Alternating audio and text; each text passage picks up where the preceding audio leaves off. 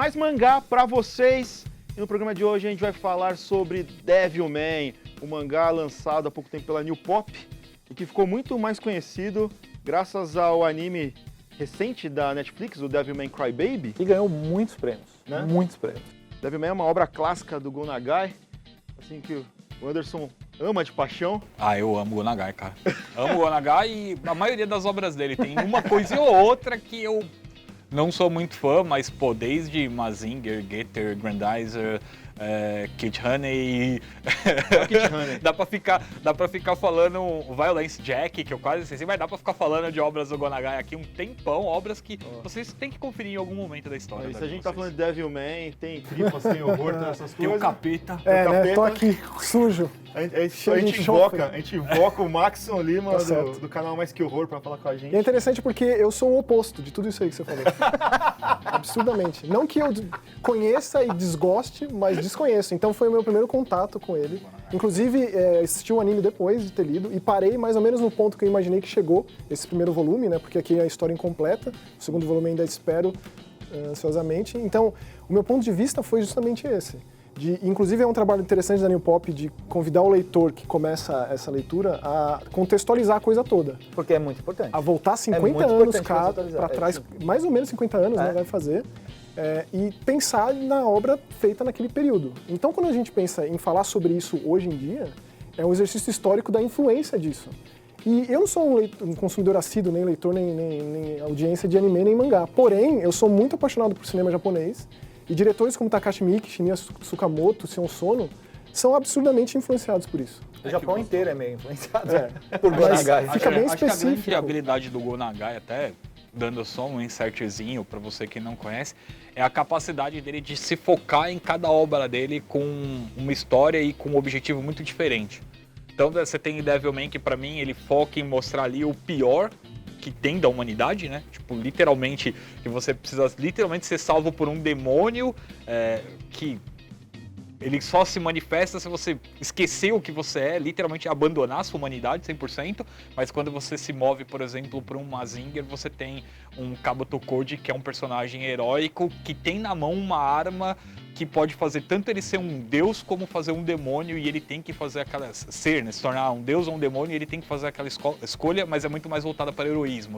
A história gira em torno cada uma vai assim, né? Dessa fusão dos demônios com objetos do planeta, né? Então, a ideia de um dos protagonistas, o Ryo, é trazer um amigo dele, o Akira, que é o grande protagonista da história, um cara que tem um bom coração e conseguiria controlar um demônio. Ele teria a única forma de confrontar um demônio, que é uma guerra iminente que vai acontecer entre os demônios e a humanidade, que inclusive a tradução escolheu colocar demons e demônios, né? Demons como essa fusão entre as criaturas que nascem, que nascem dessa fusão. É muito estranho isso daí.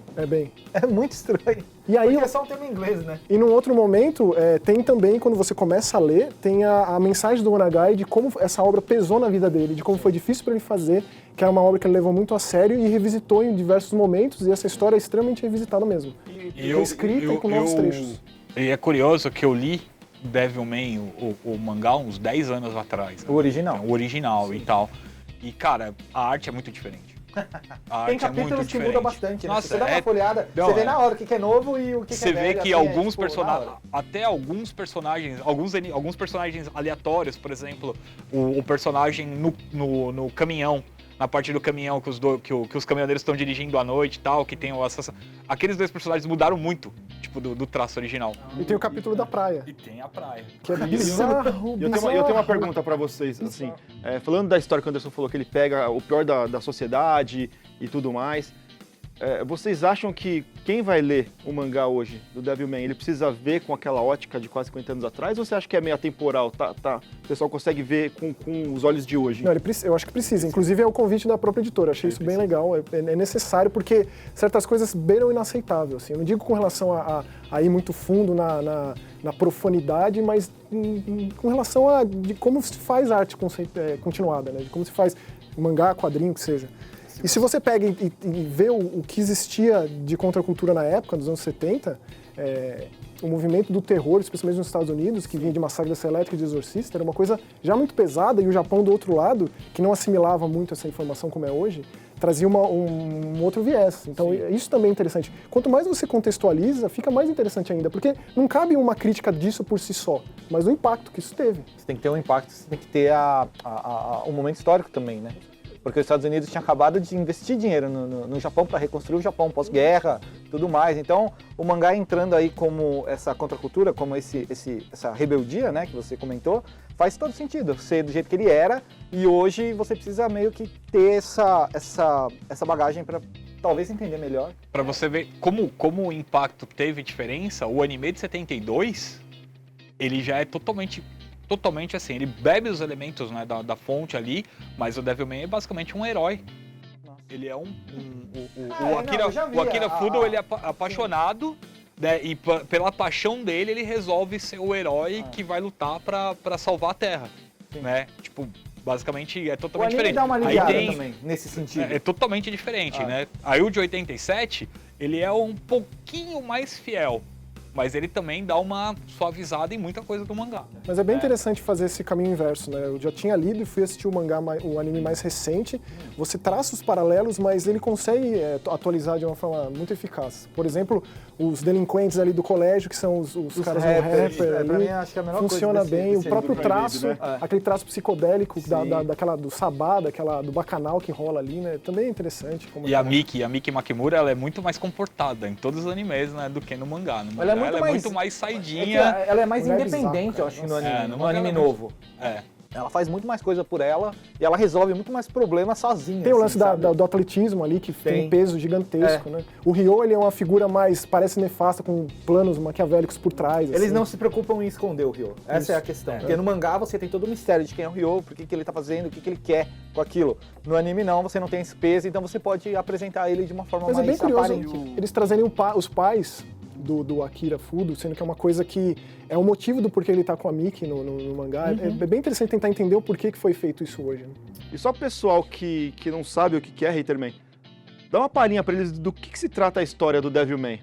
Bom, basicamente, tem um pesquisador, né, um arqueólogo, que ele tá fazendo uma pesquisa em algum lugar do mundo e ele acaba caindo num buraco, né? Quando ele cai nesse buraco, ele encontra um objeto, né, que quando as pessoas colocam esse objeto na cabeça, elas conseguem ver como é que era o mundo alguns milhões de anos no passado. Dinossauro, né? Mesmo. Na época dos dinossauros mesmo. E ele descobre que o mundo era habitado por demônios que brigavam ali, quem era o mais poderoso tomava conta do lugar. O que já é interessante porque tem um lance bíblico de anjos e demônios, porém dinossauros. Sim.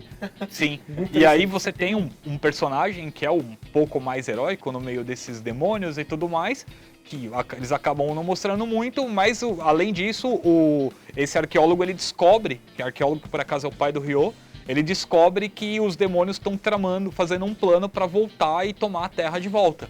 E aí o que acontece? O pai do Ryo acaba fazendo uma experiência, ele acaba descobrindo que se ele consegue se fundir com os demônios, ele se usa como cobaia. Ele se usa como cobaia, só que quando ele está sendo dominado pelos demônios, ele acaba se matando. Né, toca fogo no próprio corpo, se mata. E aí que ele percebe o lance da pureza de coração, a necessidade disso. E ele deixa tudo isso no diário dele pro Ryo. E aí o Ryo lê e fala, pô, beleza, eu preciso de uma arma para enfrentar esses caras. Uma arma que é um garoto com um bom coração que pode controlar esses demônios. E aí ele organiza um sabá, né, uma missa negra também. Que também não deixa de ser uma visão do Woodstock da vida pra época. Que isso sim teve um impacto mundial na época. E Devilman foi o primeiro mangá que teve a balada que acontece a guerra, que depois, aquelas lutas, né, que depois foi usado por vários filmes, Blade tem, um monte tem, e aí o que acontece é que o Akira, quando ele traz o demônio que vai se fundir com ele acaba trazendo o Amon, que é um dos demônios mais poderosos do inferno ali, né? E aí ele acaba se juntando, ele consegue controlar o Amon, consegue se tornar o Devilman, né? E ele acaba lutando contra todas as hordas de demônios do inferno. O engraçado é o Bacanal e no colégio no próximo dia, né? Mas segura, vocês estão contando tudo. Não, isso acontece no começo. Ó, das 664, essa é as 10 primeiras.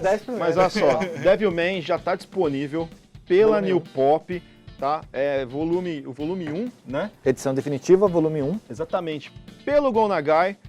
50 anos, quase 50 anos atrás. Então, olha aí. Se você não conhecia Devilman, corre atrás que vale a pena. Se você já leu, vai lá no nosso canal no YouTube e fala pra gente o que você achou. A edição tá linda, não perca, beleza?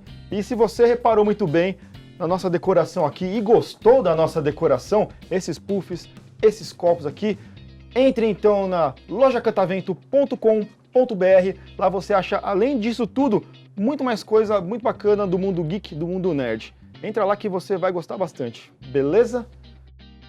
E se você é fã de animes, coleciona figures dos seus personagens favoritos e quer completar a sua coleção de mangás, dá uma passadinha na Anime Hunter.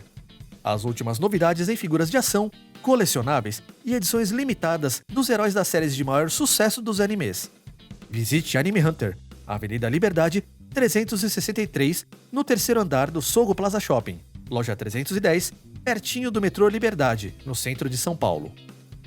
E aí, gostou? Bom, por hoje acabou, mas amanhã tem mais. Ou se você quiser também, tem o programa na Play TV na íntegra, toda quarta-feira às 7h30 da noite, ou com reprises diárias, e também tem um bônus, você tem 2 animes por lá.